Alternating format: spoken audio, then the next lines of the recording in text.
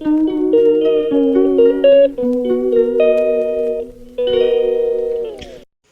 Friends, good morning. Welcome back to Nandini Anand vlogs in Kannada. ಎಲ್ಲರೂ ಹೇಗಿದ್ದೀರಾ?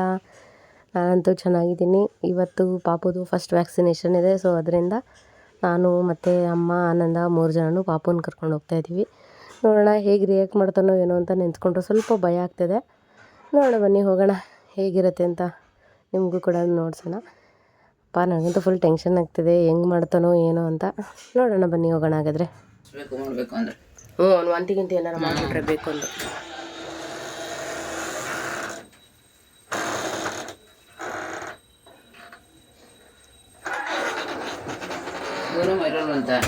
ಇರಲ್ವಂತೆ. ಇವತ್ತು ವ್ಯಾಕ್ಸಿನೇಷನ್ ಡೇ. ನೋಡೋಣ ಹೆಂಗೆ ಗಲಾಟೆ ಮಾಡ್ತಾನೆ ಏನಂತ. ಏಯ್ ಹಾಂ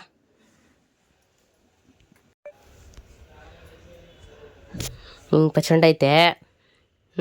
ಅದೆಷ್ಟು ಗಲಾಟೆ ಮಾಡ್ತಾನೋ ಏನು ಕತೆನೋ. ಬರೋಣ, ಬಾಳೆ ಬಾಳೆ ಬಾಳೆ ಮುದ್ದು ಬಾಳೆ. ಅಮ್ಮಮ್ಮ ಫುಲ್ಲು ಕವರ್ ಆಗ್ಬಿಟ್ಟವನೆ. ಬ್ಯಾಗ್ ಎತ್ಕೊಂಡ ಅಲ್ಲ ಆನಂದ? ಇದಕ್ಕೆ ಲೈಟೇ ಆಫ್ ಮಾಡಿಲ್ಲ.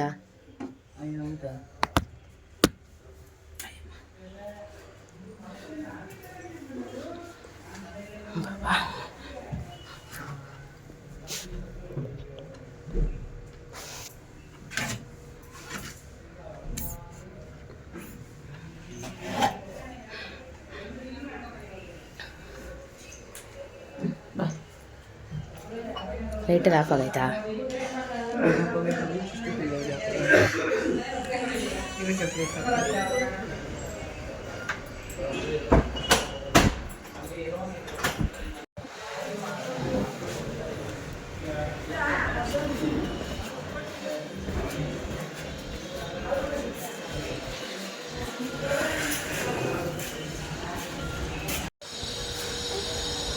ಏನೋ ಕುಯ್ ಪೈ ಅಂತಾನೆ ಇರ್ತಾನೆ. ಎಲ್ಲ ನಮ್ಮಮ್ಮ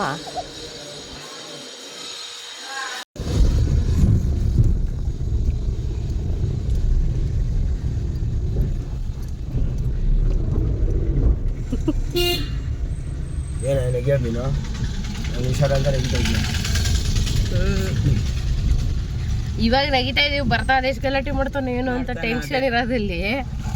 ಮೊದ್ಲಾರು ಒಂದೇ ಇಂಜೆಕ್ಷನ್ ಸಿರಪ್ ಕೊಡ್ತಾರೆ ಅನ್ಸುತ್ತಲ್ವಾ ನಮಗೆ. ನಾವು ಇಂಜೆಕ್ಷನ್ ಹಾಕ್ಸೋಕೆ ಹೋಗ್ತಾರೆ. ಅದು ಬಂದು ಕುಮಾರಸ್ವಾಮಿ ಲೇಔಟ್ ಗೌರ್ಮೆಂಟ್ ಹಾಸ್ಪಿಟಲು. ಎಷ್ಟು 3 ಇಂಜೆಕ್ಷನ್ ಹಾಕ್ತಾರೆ ಮತ್ತು ಒಂದು ಸಿರಪ್ ಏನೋ ಕೊಡ್ತಾರೆ. ಹಂಗಂದ ಹಂಗೆ ಬರ್ತಾ ಇದೀವಲ್ಲ, ಹಂಗೆ RD ಫಾರ್ಮ್ ಇಸ್ಕೊಂಬಿಡು. ಬರ್ತಾ ಹಿಂಗೆ ಬರ್ತೀವ, ಬೇರೆ ಕಡೆ ಬರ್ತೀವ? ಹಿಂಗೆ ಬಂದರೆ RD ಫಾರ್ಮ್ ಇಸ್ಕೊಬಿಡು, ಇಲ್ಲಾಂದ್ರೆ ಇವಾಗ ಇಸ್ಕೊಬಿಡ್ತೀಯಾ? ಹೆಂಗೆ ಇಲ್ಲಿವರೆಗೂ ಬಂದಿದ್ದೀವಪ್ಪ. ಗೊಂಬೆಗೆ 1,000 ಕಟ್ತಾ ಇದ್ದೀನಲ್ಲ ಸುಕನ್ಯಾ ಸಮೃದ್ಧಿ. ಇವಾಗ ಗಂಡು ಮಕ್ಳಿಗಿಲ್ಲ ಸುಕನ್ಯಾ ಸಮೃದ್ಧಿ. ಅದಕ್ಕೆ ಇವನ ಹೆಸರಲ್ಲಿ ಅದೇ 1,000 ರೂಪಾಯಿನ RD ಮಾಡಿಬಿಡೋಣ ಅಂತ. ಫ್ಯೂಚರ್ ಹೆಂಗಿರುತ್ತೇನೆ ಅವಳು ಗೊತ್ತು. ನಮ್ಮ ಕೈಲಿ ನಮ್ಗೆ ಯೋಗ್ಯತೆ ಇರೋದು ಇವಾಗ 1,000 ರೂಪಾಯಿ ಅಷ್ಟೇ. ಅದೇ ಈಗಿರೋ ಸಾಲದಲ್ಲಿ 1,000 ರೂಪಾಯಿನೂ ಮಿಕ್ಸಕ್ಕಾಗುತ್ತೋ ಇಲ್ಲಿ ಓನ್ಕೊಂಡು ಕೂತ್ಕೊಂಡ್ರೆ ಆಗದಿರೋ ಕೆಲಸ. ತಿಂಗಳು 1,000. ತಿಂಗಳು 1,000. ಇವಾಗ ಗೊಂಬೆದೆ 1.5 ಲಕ್ಷ ಮಿಕ್ಸ್ ಐತೆ 8 ವರ್ಷಕ್ಕೆ. ನೀವು ಅಷ್ಟೇ ಎಲ್ಲರೂ ಯಾರ್ಯಾರು ಈ ವ್ಲಾಗ್ ನೋಡ್ತಿದ್ದೀರೋ, ಯಾರ್ಯಾರು ಹೆಣ್ಮಕ್ಳು ಇರ್ತಾರೋ, ಅಂದರೆ 5 ವರ್ಷದ ಒಳಗಡೆ ಏನಾದರೂ ಇತ್ತು ಅಂತಂದರೆ ಹೋಗಿ ಪೋಸ್ಟ್ ಆಫೀಸು ಅಥವಾ ಬ್ಯಾಂಕಲ್ಲಿ ಸುಕನ್ಯಾ ಸಮೃದ್ಧಿ ಯೋಜನೆ ಅಂತ ಬರುತ್ತೆ. ಅದನ್ನು ಓಪನ್ ಮಾಡಿ ಇಟ್ಕೊಂಡ್ರೆ ಫ್ಯೂಚರ್ಗೆ ಒಳ್ಳೆಯದು ಅಂತ ಹೇಳ್ತಾರೆ. ಒಬ್ಬೊಬ್ಬರು 6 ಲಕ್ಷ ಬರುತ್ತೆ ಅಂತಾರೆ, ಒಬ್ಬೊಬ್ಬರು 5 ಬರುತ್ತೆ ಅಂತಾರೆ, ಒಬ್ಬೊಬ್ಬರು 4 ಅಂತ ಹೇಳ್ತಾರೆ. ಎಷ್ಟಾದರೂ ಬರಲಿ, ಬಟ್ ಅವ್ರ ಫ್ಯೂಚರ್ಗೆ ಆಗುತ್ತಲ್ವಾ. ಅಂದರೆ ಸ್ಟಾರ್ಟಿಂಗ್ 1,000 ರೂಪೀಸಿಂದ ಎಷ್ಟು ಬೇಕಾದರೂ ಕಟ್ಬೋದು. 1,000 ಅಂತ ಕಟ್ಟದೆ ಮುಂದೆ ಫ್ಯೂಚರ್ಗೆ ಅವ್ರ ಎಜುಕೇಷನ್ಗೆ ಆಗ್ಬೋದು, ಅಥವಾ ಹೆಣ್ಮಕ್ಳು ಇರೋದ್ರಿಂದ ಮದುವೆಗೆ ಆಗ್ಬೋದು, ಏನಕ್ಕಾದ್ರೂ ಒಂದು ಹೆಲ್ಪ್ ಆಗೇ ಆಗುತ್ತಲ್ವಾ. ನಮ್ಮ ಮಿಡಲ್ ಕ್ಲಾಸಲ್ಲಿ ಈ ದುಡಿಯೋದು ಎಷ್ಟಿರುತ್ತೆ, ತಿರ್ಗಾ ಎಷ್ಟು ಎಕ್ಸ್ಪೆನ್ಸಸ್ ಇರುತ್ತೆ ಅಂತ ಎಲ್ರಿಗೂ ಗೊತ್ತಿರುತ್ತೆ.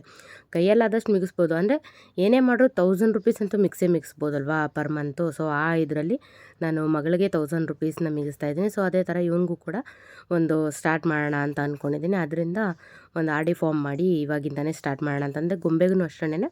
ಗೊಂಬೆ ಹುಟ್ಟಿ 4 ಮಂತ್ಸಿಗೆ ಸ್ಟಾರ್ಟ್ ಮಾಡಿದೆ. ಇವನಿಗೆ ಸ್ವಲ್ಪ 2 ತಿಂಗಳು ಮುಂಚೆ ಸ್ಟಾರ್ಟ್ ಮಾಡ್ತಾಯಿದ್ದೀನಿ, ಅಷ್ಟೇ ವ್ಯತ್ಯಾಸ, ಬೇರೆ ಇನ್ನೇನಿಲ್ಲ. ಸೊ ಯಾರ್ಯಾರು ಮಾಡ್ತಿರೋ ಎಷ್ಟೇ ದುಡ್ಡಿದ್ರು ಎಲ್ಲರ ಹತ್ರ ಖರ್ಚು ಆಗಿದ್ದೇ ಆಗುತ್ತೆ.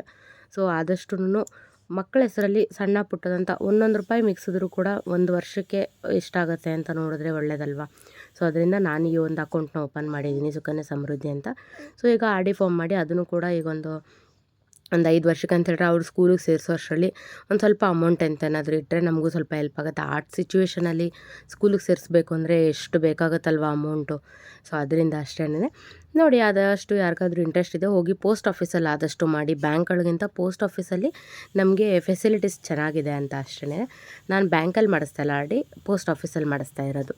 ನೀವು ಯಾರಾದರೂ ಇಂಟ್ರೆಸ್ಟ್ ಇದ್ದರೆ ಹೋಗಿ ಪೋಸ್ಟ್ ಆಫೀಸಲ್ಲಿ ಆರ್ ಡಿ ಅಥವಾ ಸುಕನ್ಯಾ ಸಮೃದ್ಧಿ ಏನಾದರೂ ಮಾಡಿಸಿ, ಓಕೆನಾ. ಈಗ ತಾನೇ ಹಾಸ್ಪಿಟಲ್ ಹತ್ರ ರೀಚ್ ಆದ್ವಿ, ಬನ್ನಿ ಫಸ್ಟ್ ಹೋಗಿ ಇಂಜೆಕ್ಷನ್ ಹಾಕ್ಸ್ಕೊಂಡು ಬಂದ್ಬಿಡೋಣ. ಆ್ಯಕ್ಚುಲಿ ಏನಂದರೆ ಗೌರ್ಮೆಂಟ್ ಹಾಸ್ಪಿಟಲಲ್ಲಿ ಮೆಡಿಸಿನ್ಸ್ ಕೊಡ್ಸೋದೇ ಒಳ್ಳೇದು. ಗೌರ್ಮೆಂಟ್ ಹಾಸ್ಪಿಟ್ಲದ ಮೆಡಿಸನ್ನೇ ಬೆಸ್ಟು. ಇಲ್ಲೇ ನಡ್ಕೊಂಡು ಹೋಗೋಣ ನಡಿ. ಹಾಸ್ಪಿಟಲ್ ಹಾಂ ಇರು, ಹೇಳ್ಕೊತೀನಿ ಇರು, ಇರಮ್ಮ ಮಗನ ಇಟ್ಕೊತೀನಿ.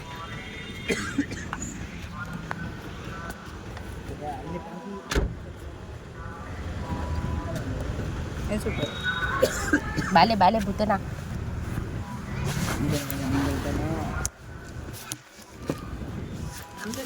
ಬೇಕಲ್ಲ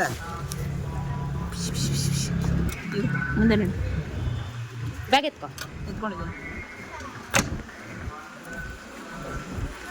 ನೀವು ಒಳಗಡೆ ಹಾಕಿದ್ದೀನಿ.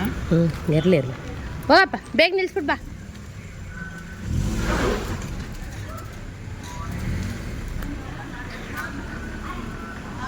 ಅಲ್ಲಿ ಒಳಗಡೆ ವೀಡಿಯೋ ಮಾಡೋಂಗಿಲ್ಲ, ಈಚೆ ಬಂದು ವೀಡಿಯೋ ಕಂಟಿನ್ಯೂ ಮಾಡ್ತೀನಿ.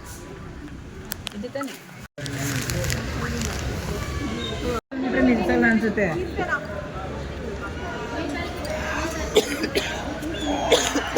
ಹೆಂಗೋ ನಮ್ಮ ಮಗು ಜಾಸ್ತಿ ಹತ್ತಿಲ್ಲಪ್ಪ, ಪುಣ್ಯ.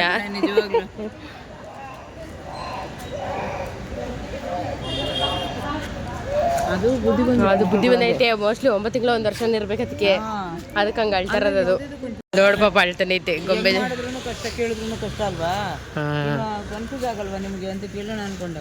ಅವ್ರು ಓದಿರೋರೆ ಅದನ್ನೇ ಓದಿರ್ತಾರೆ, ಹಿಂಗೆ ಹೋಗಕ್ಕಾಗಲ್ವಾ.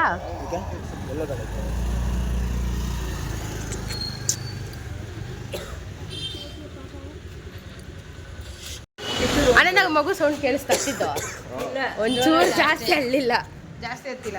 ನಾನು ಜಾಸ್ತಿ ಎತ್ಬಿಡ್ತಾನೆ. 2 ಕಾಲಿಗೆ 1 ಕೈಗೆ ಬಾಯಿಗೆ 2 ಸಿರಪ್. ಹಾಂ ಇಲ್ಲೆಲ್ಲ ಅರಮನೆಗೆ ಎಲ್ಲಾರು ಕರ್ಕೊಂಡೈತ್ಯಾ? ಮನಗ್ಬಿಡ್ತು, ಚಿಪ್ಕೊಂಡು ಮನಗ್ಬಿಡ್ತು ಕೈನ. ನೆಕ್ಸ್ಟ್ ಮಂತ್ ಇಷ್ಟೇ ಇರ್ತಾನೆ. ಆಮೇಲೆ ಇರೋದು ಗೊಂಬೆ ಆಟ ಮಾಡಿದ್ದು 5 ತಿಂಗಳದು 6 ತಿಂಗಳದು ತುಂಬ ಗಲಾಟೆ ಮಾಡಿದ್ದು. ಕಾಫಿ ಏನಾರು ಕುಡ್ಕೊಂಡು ಹೋಗೋಣ ಇರು. ಅಲ್ಲೈತೆ, ಅದಕ್ಕೆ ಕೇಳಿದ್ದು ಹಿಂಗೆ ಹೋಗ್ಬೋದಂತ. ಬಾ ಅಲ್ಲೇ ಹೇಳ್ತೀನಿ ಅವ್ನಿಗೆ. ಇವ್ರದ್ದೆಲ್ಲ ಸರಿ ಏನು ಗೊತ್ತಾ ಪ್ರಾಬ್ಲಮ್, ಈ ಗೌರ್ಮೆಂಟ್ ಹಾಸ್ಪಿಟ್ಲ್ ಅವ್ರದ್ದು ಒಬ್ಬೊಬ್ರು ಅನ್ನೊಂದು ಹೇಳ್ತಾರೆ. ಇಲ್ಲಿ ಒಳಗಡೆ ನಂದು OTP ಆಗೈತೆ ಅಂತಾಳೆ. ಇಲ್ಲಿ ನೋಡ್ರಿ ನನ್ನೇ ಕೇಳಮ್ಮ ಅದನ್ನೇ ಅಂತಾಳೆ. ಇವಳೆ ಕೇಳೋದಕ್ಕೆ ಗೌರಮ್ಮಗೆ ಫೋನ್ ಮಾಡಿದ್ದಕ್ಕೆ ಅವ್ರು ಹಂಗೆ ಅಂತಾರೆ. OTP ಇಸ್ಕೊಂಡ್ರ ಅಂದ್ರು. ಇಲ್ಲ ಅಂದೆ. ಕೊಡೋರ ಹತ್ರ ಅಂದ್ರು. ಕೊಡೋಕೋರು ನನ್ನೇ ಕೇಳ್ಬೋದಿತ್ತಲ್ಲಮ್ಮ, ಮತ್ತೆ ಫೋನ್ ಮಾಡ್ತಿದ್ಯಾ ಅಂತ. ವಿತೌಟ್ OTP ಮಾಡ್ತಾರಂತೆ. ಪರವಾಗಿಲ್ಲ, ಇವಾಗ ಗೌರ್ಮೆಂಟ್ ಹಾಸ್ಪಿಟ್ಲಲ್ಲೂ ಪೇನ್ಲೆಸ್ ಬಂದ್ಬಿಟ್ಟೈತೆ ಇಂಜೆಕ್ಷನ್ನು. 2 ಪೇನ್ಲೆಸ್ಸು 1 ಪೇನ್ ಅಂತೆ. ಅಯ್ಯೋ ಮತ್ತೆ 3 ಆಗ್ಬಿಟ್ರೆ ಏನೇ ಕತೆ.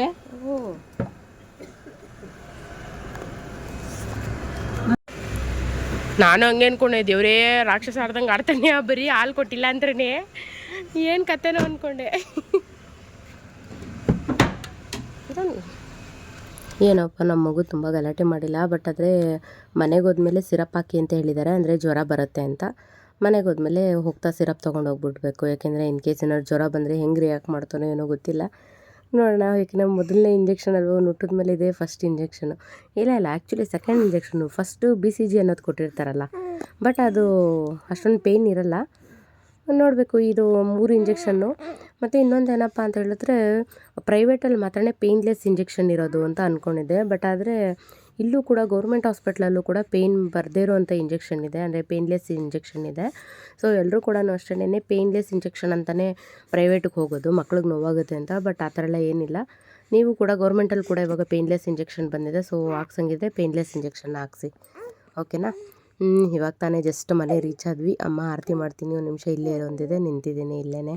ಏನಕ್ಕೆ ಇದು ಆರತಿ ಮಾಡೋದು ಅಂತ ಹೇಳಿದ್ರೆ, ಹೊರಗಡೆ ಎಲ್ಲೇ ಹೋಗಿ ಬಂದರೂ ಕೂಡ ಅಂದರೆ ಒಂದು 5 ತಿಂಗಳು ತುಂಬುವವರೆಗೂ ಅಮ್ಮನಿಗೂ ಮತ್ತು ಮಗುಗೂ ಇಬ್ರಿಗೂ ಕಾಲು ಧೂಳಾಗುತ್ತೆ, ಇಲ್ಲಾಂತಂದರೆ ದೃಷ್ಟಿ ಆಗುತ್ತೆ ಅಂತ ಹೇಳಿಬಿಟ್ಟು ಇಬ್ರಿಗೂ ಕೂಡ ಆರತಿ ಮಾಡಿ ಒಳಗಡೆ ಕರ್ಕೊತಾರೆ. ಅಂದರೆ ಇಲ್ಲಿಂದ ನಾನು ಸುಮ್ಮನೆ ಹೊರಗಡೆ ಹಿಂಗೆ ಹೋಗ್ಬಿಟ್ಟು ಎಲ್ಲಾದರೂ ಬಂದರೂ ಅಷ್ಟೇ ಮನೆಗೆ ಆರತಿ ಮಾಡಿ ಕರ್ಕೊತಾರೆ. ಈ ಥರ ಎಲ್ಲಾದರೂ ಸುಮ್ಮನೆ ಹೊರಗಡೆ ಹೋಗಿ ಬಂದರೂ ಸುಮ್ಮನೆ ಒಂದು ಕೆಂಪು ನೀರಲ್ಲಿ ದೃಷ್ಟಿ ತೆಗೆದುಬಿಟ್ಟು ಒಳಗಡೆ ಕರ್ಕೊಳ್ಳೋದು. ಹಿಂಗೆ ಮಾಡೋದ್ರಿಂದ ಮಗುಗೂ ದೃಷ್ಟಿ ಆಗೋಲ್ಲ, ತಾಯಿಗೂ ದೃಷ್ಟಿ ಆಗೋಲ್ಲ ಅಂತ. ಮತ್ತು ಇನ್ನೊಂದು, ಹೊರಗಡೆ ಸ್ವಲ್ಪ ಆಗದೇ ಇರೋರು ಏನಾದ್ರು ನೋಡಿದ್ರು ಅಷ್ಟೇ ಮಕ್ಳುಗಳಿಗೆಲ್ಲ ಏನಾದ್ರು ಡೈರೆಕ್ಟ್ ಎಫೆಕ್ಟ್ ಆಗುತ್ತಲ್ಲ, ಸೊ ಅದರಿಂದ ಈ ಥರ ಆರತಿ ಮಾಡಿ ಬರೋದ್ರಿಂದ ಒಳ್ಳೆಯದು. ನೋಡಿ, ಬಂದ ತಕ್ಷಣ ಮಲಗಿಸಿದ ತಕ್ಷಣನೇ ಹೆಂಗೆ ನೋಡ್ತಾ ಇದ್ದಾನೆ ಗುಂಡಣ್ಣ ಪಿಳಿ ಪಿಳಿ ಅಂತ, ಕೈ ಕಾಲು ಅಲ್ಲಾಡಿಸ್ತಾ ಇಲ್ಲ. ನೋಡೋಣ ಏನು ಮಾಡ್ತಾನೆ ಅಂತ. ನನಗೆ ಬಂದ ತಕ್ಷಣ ಎದ್ಬಿತಾ ಗುಂಡು ಗುಂಡು ಗುಂಡು ಬನ್ನಣ. ಇಂಜೆಕ್ಷನ್ ಈ ತಿಂಗಳಾಯಿತು, ಇನ್ನೇನಿದ್ರು ಇನ್ನೊಂದು ತಿಂಗಳು ಮತ್ತೆ.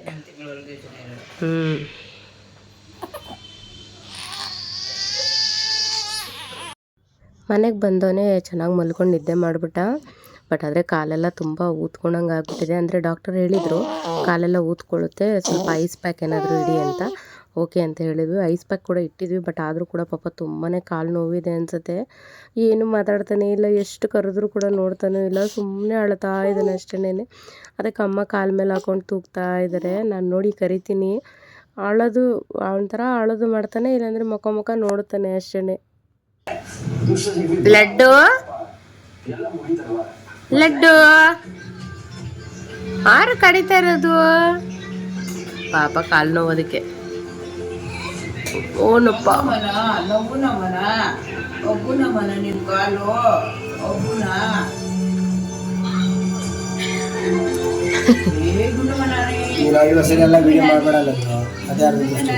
ನೆನ್ನೆಲ್ಲ ಎಷ್ಟು ಚೆನ್ನಾಗಿ ಆಡ್ತಿತ್ತು ಕಡೆ ಗುಂಡು ಬನಾನಿ.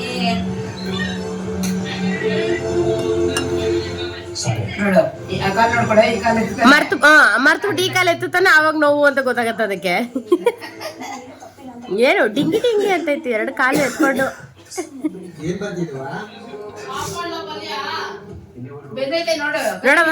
ನೋಡಮ್ಮ ಒಂಚೂರು ಎತ್ತಕ್ಕೆ ಇದು ಮಾಡ್ತಾನೆ. ಈಗ ಮರ್ತ್ಬಿಟ್ಟು ಜೋರಾಗಿ ಎತ್ಬಿಡ್ತಾನೆ, ಆವಾಗ ನೋವುತ್ತೆ. ಹಾಯ್ ಲದ್ದು ಪುತ್ತು.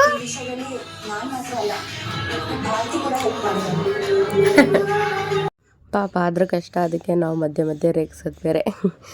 ಸರಿ, ಆನಂದ ಅಂತೂ ವೀಡಿಯೋ ಮಾಡ್ತಾನೆ ಇರ್ಬೇಡಮ್ಮ, ದೃಷ್ಟಿ ಆಗ್ಬಿಡುತ್ತೆ ಅಂತ ಬೈತಾನೆ ಇರ್ತಾನೆ. ನಮ್ಮಮ್ಮನೂ ಅಷ್ಟು ಬೈತಾನೆ ಇರುತ್ತೆ, ವೀಡಿಯೋ ಮಾಡಿ ಸಣ್ಣ ಮಾಡ್ಬಿಡ್ತೀವಿ ಇನ್ನೂ ಮಗುನ ಅಂತ. ಏನು ಮಾಡೋದು, ಇದೆಲ್ಲ ಒಂದು ಮೈಲ್ ಸ್ಟೋನ್ ಅಲ್ವಾ, ನೆನಪಿಗಿರಬೇಕು ಅಂತ ವೀಡಿಯೋಸ್ ಮಾಡ್ತೀನಿ. ಬಟ್ ಆದರೆ ಬೈಸ್ಕೊತಾನೆ ಇರ್ತೀನಿ, ಏನು ಮಾಡೋಕ್ಕಾಗಲ್ಲ. ಅವ್ರು ಬೈತಾ ಇರಲಿ, ನಾನು ಮಾಡ್ತಾ ಇರ್ತೀನಿ ವೀಡಿಯೋಸು. ಬಟ್ ನನಗಿದೆಲ್ಲ ಒಂದು ಮೆಮೊರಿ ನಂಗೆ ಇರಲೇಬೇಕು, ಅದಕ್ಕಷ್ಟೇ. ಓಕೆನಾ, ಇದಾಗಿತ್ತು ಇವತ್ತಿನ ವ್ಲಾಗ್. ನಿಮ್ಗೇನಾದರೂ ಈ ವಿಡಿಯೋ ಇಷ್ಟ ಆಗಿತ್ತು ಅಂದರೆ ಲೈಕ್ ಮಾಡೋದನ್ನು ಮರಿಬೇಡಿ, ಓಕೆನಾ.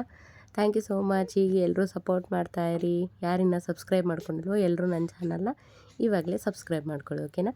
Thank you so much. Thanks for watching. Bye.